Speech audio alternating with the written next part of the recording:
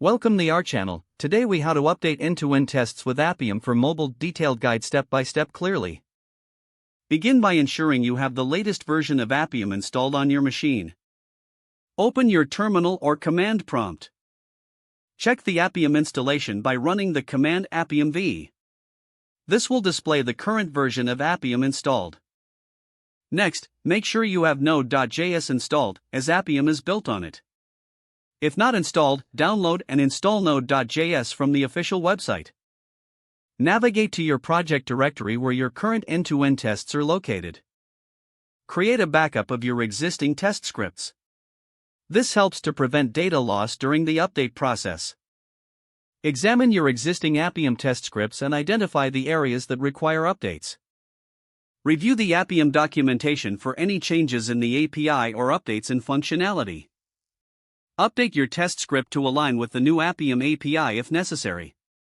Begin enhancing your test scripts by adding any new test cases required for the latest application features.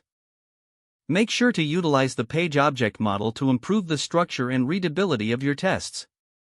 Incorporate any new elements by locating their locators in the application UI. Use tools such as UI Automator or Appium Inspector to identify element attributes. Update the locators in your test scripts accordingly. After updating the scripts, run your tests to check for any breaking changes. Monitor the output for errors or failed tests. Adjust your test cases based on the results of the test run. Consider implementing weights and other best practices to enhance test stability. Update any related configuration files or driver setups necessary for the latest version of your app. Conduct a final run of all your end-to-end tests. Verify that all tests pass successfully without any issues. Document any changes made during this update process for future reference. Finally, push your changes to your version control system to keep your repository updated.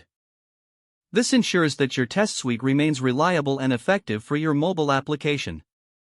If the page does not load, refresh the browser or try again in a private or incognito window. Don't forget to like this video and subscribe to our channel for more step-by-step tech guides.